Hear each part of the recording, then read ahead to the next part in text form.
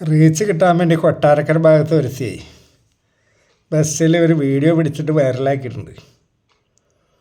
ഇവളുടെ വിചാരം ഇങ്ങനെ എന്തെങ്കിലുമൊക്കെ കാണിച്ചാലാണ് വൈറലാവുള്ളൂ, റീച്ച് കിട്ടുള്ളൂ.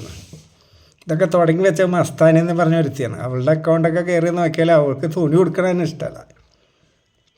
പിന്നെ കഴിഞ്ഞ ദിവസം നോർത്ത് റെയിൽവേ സ്റ്റേഷനിൽ ഒരുത്തി ഇതേപോലെ ത്രില്ല് കാണിച്ച്.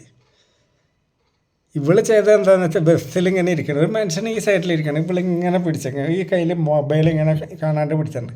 എന്നെ പിടിക്ക് ചേട്ടാ എന്നുള്ളൊരു മൈൻഡ്. ഇവള് മാസ്ക് വെച്ചുകൊണ്ട് ഇവളുടെ നിരാശ നമുക്ക് മനസ്സിലാവില്ല. പക്ഷെ ഇയാൾ ഇവളെ തൊടല്ല. എന്നിട്ട് ഇവളത് ഇൻസ്റ്റയിൽ ഇട്ടേക്കാണ്, ഇയാൾ റേപ്പിസ്റ്റ് അങ്ങനെയാണ് ഇങ്ങനെയാണെന്നൊക്കെ പറഞ്ഞ് ഇത് വീഡിയോ പോസ്റ്റ് ചെയ്തേക്കാം. ഇവളുടെ അച്ഛനാങ്ങളെ ആർക്കെങ്കിലുമാണ് ഈ അനുഭവം ഉണ്ടാവണമെങ്കിൽ അയാൾ ഈ പെണ്ണിനെ തൊട്ടിട്ടില്ല. ഇവൾക്കൊക്കെ നല്ലത് മെട്രോൻ്റെ അടിയിൽ എവിടെയെങ്കിലുമൊക്കെ പോയി നിൽക്കണതാ റീച്ച് കിട്ടാൻ. എന്ത് ജീവിതമാണ് ഇവളൊക്കെ ഉണ്ടാക്കിയ ആൾക്കാരെ പറഞ്ഞാൽ മതിയല്ല.